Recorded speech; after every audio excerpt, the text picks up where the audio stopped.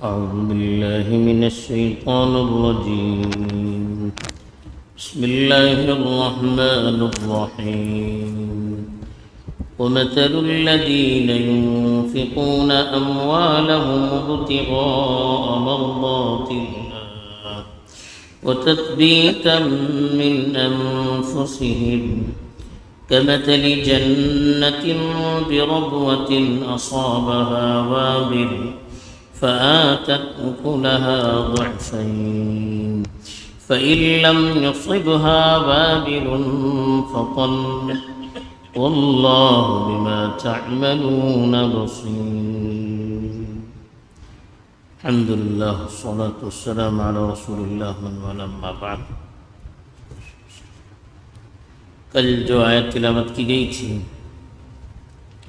اس میں خاص طور پر جو لوگ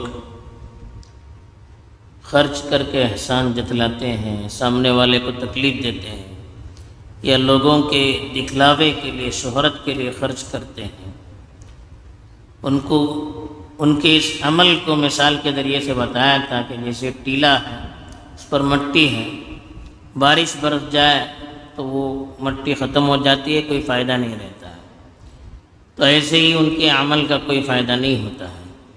ابھی جو آیت تلاوت کی گئی ہے اس میں ان لوگوں کی مثال دی گئی ہے جو اخلاص کے ساتھ اللہ کی رضامندی کے لیے اور خوش دلی سے اللہ کی راہ میں صدقہ کرتے ہیں. چنانچہ ارشاد فرمایا وَمَثَلُ الَّذِينَ، ان لوگوں کی مثال يُنفِقُونَ أَمْوَالَهُمْ، جو اپنے مال کو خرچ کرتے ہیں، ابتغاء مرضات اللہ، اللہ کی خوشنودی کو چاہتے ہیں، اللہ کے خوش کرنے کے لیے. ابتغی کے معنی چاہنا، تلاش کرنا، اللہ کی رضامندی کو چاہتے ہوئے خرچ کرتے ہیں. وَتَثْبِيتًا مِّنْ أَنفُسِهِمْ، اور اپنے دل کے یقین کے ساتھ، یعنی خوش دلی سے.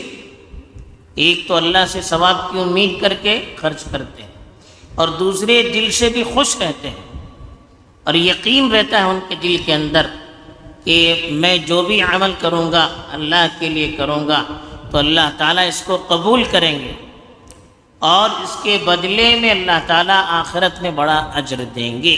یہ یقین ان کے دل میں ہوتا ہے اور دل ان کا ثابت قدم رہتا ہے، دل خوش رہتا ہے، خوش دلی سے وہ کرتے ہیں یہ عمل. تو اس کی مثال دی کمثل جنت بربوۃ. ربوہ کہتے ہیں ٹیلا، اونچی جگہ، اونچی زمین، اور جنت کہتے ہیں باغ.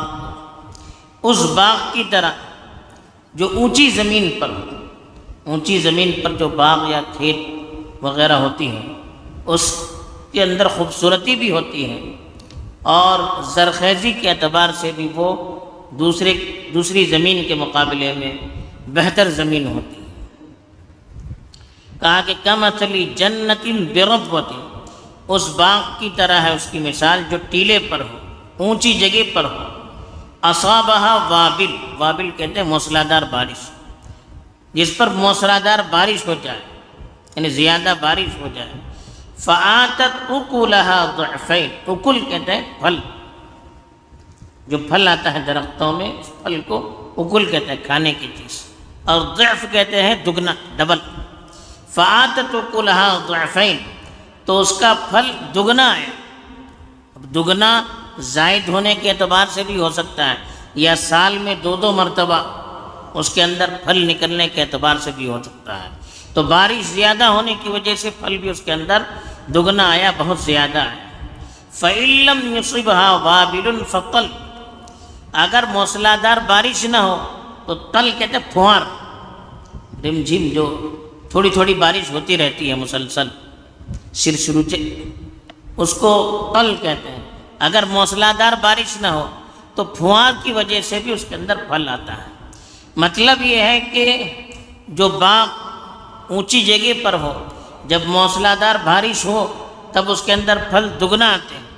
اگر موسلادھار بارش نہ ہو، زیادہ بارش نہ ہو، خالی پھوار ہو، تب بھی اس کے اندر پھل آتا ہے، خیر سے وہ خالی نہیں ہوتا ہے. ایسے ہی وہ لوگ جو اللہ کے لیے خرچ کرتے ہیں، مال کم بھی ہوتا ہے تو ان کے پاس وہ خرچ کرتے ہیں اور مال زیادہ ہو تو زیادہ خرچ کرتے ہیں، اور کم ہوتا ہے تب بھی خرچ کرتے ہیں، یا زیادہ اخلاص ہوتا ہے تو ان کو ثواب بہت زیادہ ملتا ہے، اگر اخلاص تھوڑا بھی ہے تب بھی ثواب سے وہ خالی نہ ہو۔ تو اللہ کے لیے جو بھی خرچ کرنے والے ہوتے ہیں ان کو ثواب ضرور ملتا ہے، چاہے وہ زیادہ مال خرچ کریں یا تھوڑا خرچ کریں۔ ان کے پاس زیادہ مال ہو تب بھی وہ خرچ زیادہ کرتے ہیں، تھوڑا مال ہو تب بھی وہ اللہ کے لیے خرچ کرتے ہیں، اور اس پر اللہ کے یہاں انہیں ثواب ملتا ہے۔ پھر اللہ تعالیٰ نے آخر میں تنبیہ کرتے ہوئے کہا کہ واللہ بما تعملون بصیر، اللہ تعالیٰ تمہارے اعمال سے پوری طرح باخبر ہے۔ ایک ایک چیز اللہ کے یہاں نوٹ ہوتی ہے، آدمی کس جذبے سے کرتا ہے، کس نیت سے کرتا ہے، دل کے اندر کیا ہے، اس کے بھی اللہ تعالیٰ واقف ہوتے ہیں، کوئی چیز اللہ سے چھپی ہوئی نہیں رہتی ہے۔ اس لیے اللہ تعالیٰ اس طرح کے جملے آخر میں بیان کرتے ہیں تاکہ آدمی کے ذہن میں رہے کہ مجھے جو بھی کرنا ہے اللہ کے لیے کرنا ہے، اور اللہ تعالیٰ جب سارے اعمال سے واقف ہے تو ہمیں اخلاص ہی سے کرنا چاہیے۔ بہرحال اس آیت کے اندر ہمیں ترغیب دی گئی کہ اللہ کے لیے جو مال خرچ کیا جاتا ہے وہ مال کبھی ضائع نہیں ہوتا ہے، اس میں برکت ہوتی ہے، اس میں ثواب ہوتا ہے۔ اور دوسری بات یہ بتائی کہ آدمی جو بھی خرچ کرے وہ اللہ کے لیے کرے، چاہے تھوڑا ہو چاہے زیادہ۔ اور تیسری چیز اللہ تعالیٰ نے بتائی کہ ہمیں ہر وقت اللہ تعالیٰ کا ذہن میں استحضار رکھنا چاہیے کہ ہمارا ہر عمل اللہ کی نگاہوں کے سامنے ہے، اللہ سے کوئی ہمارا عمل چھپا ہوا نہیں ہے۔ اس لیے لوگوں کو تو ہم دھوکہ دے سکتے ہیں لیکن اللہ کو ہم دھوکہ نہیں دے سکتے۔ تو یہ تصور رکھ کر ہم عمل کریں گے، انشاءاللہ جذبہ بھی اچھا رہے گا اور خوش دلی سے بھی کریں گے، اور وہ اللہ کے یہاں مقبول بھی ہوگا۔ اللہ تعالیٰ ہمیں توفیق دے، آمین۔ وآخر دعوانا